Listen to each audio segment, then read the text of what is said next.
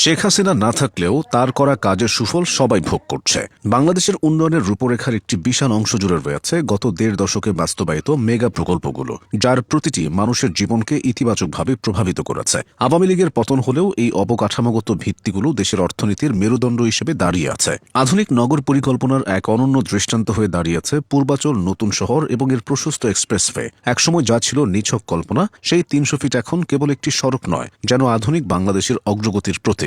এই এক্সপ্রেসওয়েটি রাজধানীর যানজট নিরসনে ও যাতায়াতে এক বৈপ্লবিক পরিবর্তন এনেছে, যা পার্শ্ববর্তী জেলাগুলোর সাথে ঢাকার সংযোগকে করেছে দ্রুত ও মসৃণ। যোগাযোগ ব্যবস্থার এই আমূল পরিবর্তনের সবচেয়ে বড় এবং দৃশ্যমান উদাহরণ হল পদ্মা সেতু এবং তাতে রেল সংযোগ প্রকল্প। যমুনা পার হয়ে দক্ষিণ পশ্চিমাঞ্চলকে সরাসরি রেল নেটওয়ার্কের আওতায় নিয়ে আসায় আঞ্চলিক বাণিজ্য ও পণ্য পরিবহনে নতুন দিগন্ত উন্মোচন হয়েছে। এছাড়া ঢাকার অভ্যন্তরে নির্মিত বড় বড় ফ্লাইওভারগুলো প্রতিদিন হাজারো মানুষের কর্মঘণ্টা সাশ্রয় করছে, যা দীর্ঘমেয়াদে জাতীয় উৎপাদনে ইতিবাচক প্রভাব ফেলছে। চলাচলের সময় কমাতে মেট্রো রেল হয়ে উঠেছে যুগান্তকারী। জ্বালানি ও বিদ্যুৎ খাতের নিরাপত্তা নিশ্চিত করতে বাস্তবায়িত প্রকল্পগুলো দেশের শিল্পায়নের গতিকে ত্বরান্বিত করেছে। রূপপুর পারমাণবিক বিদ্যুৎ কেন্দ্র বাংলাদেশের ইতিহাসে একক বৃহত্তম ও ব্যয়বহুল প্রকল্প, যা দেশটিকে পরমাণু শক্তির শান্তিপূর্ণ ব্যবহারের অভিজাত ক্লাবে উন্নীত করেছে। পাবনার ঈশ্বরদীতে নির্মিত এই কেন্দ্র থেকে উৎপাদিত সাশ্রয়ী ও কার্বনমুক্ত বিদ্যুৎ দেশের দীর্ঘমেয়াদী জ্বালানি চাহিদা মেটাবে এবং পরিবেশ দূষণ রোধে বড় ভূমিকা রাখবে। পাশাপাশি বাগেরহাটের রামপাল ও কক্সবাজারের মাতারবাড়ি তাপবিদ্যুৎ কেন্দ্র নির্মাণের মাধ্যমে দেশের বিদ্যুৎ ঘাটতি দূর করার যে উদ্যোগ নেওয়া হয়েছিল, তার সুফল এখন তৃণমূল পর্যায়ে পৌঁছাতে শুরু করেছে। মহেশখালীতে স্থাপিত এলএনজি টার্মিনালগুলো গ্যাসের চাহিদা মেটাতে এবং শিল্প কারখানা সচল রাখতে গুরুত্বপূর্ণ ভূমিকা পালন করছে।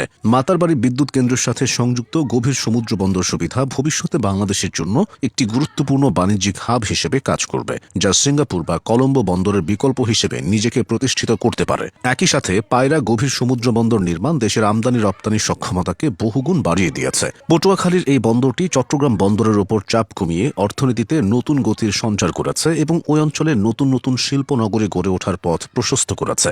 যদিও সোনাদিয়া গভীর সমুদ্র বন্দর প্রকল্পটি ভূ রাজনৈতিক ও পরিবেশগত কারণে পরবর্তীতে পরিবর্তিত হয়েছে, তবে সমুদ্র অর্থনীতির বিকাশে এবং ব্লু ইকোনমিকে কাজে লাগাতে সরকারের এসব বড় উদ্যোগের লক্ষ্য ছিল বাংলাদেশকে একটি আঞ্চলিক কানেক্টিভিটি হাব হিসেবে গড়ে তোলা।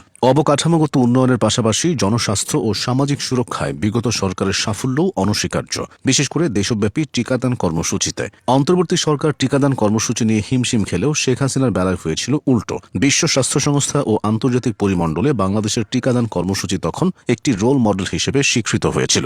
শিশু হ্রাস এবং মা ও শিশুর স্বাস্থ্য সুরক্ষায় ইপিআই কর্মসূচির মাধ্যমে যে বিস্তৃত নেটওয়ার্ক গড়ে তোলা হয়েছিল, তা বিশ্বজুড়ে প্রশংসিত হয়েছে।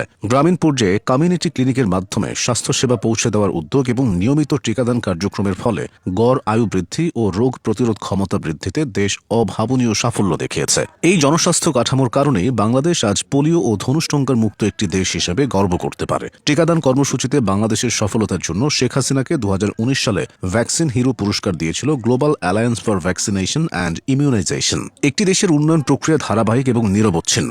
শেখ হাসিনা সরকারের আমলে বাস্তবায়িত এই মেগা প্রকল্পগুলো এবং স্বাস্থ্য খাতের সংস্কারসমূহ দীর্ঘমেয়াদী পরিকল্পনার ফসল। রাজনীতির ময়দানে নানা বিতর্ক বা ক্ষমতার পরিবর্তন হলেও এই অবকাঠামোগুলো দেশের স্থায়ী সম্পদ হিসেবে থেকে যাবে। এই বিশাল কর্মযজ্ঞের প্রভাব কেবল আজ নয়, বরং আগামী প্রজন্মের কাছেও উন্নয়নের একটি টেকসই স্বাক্ষর হিসেবে গণ্য হবে।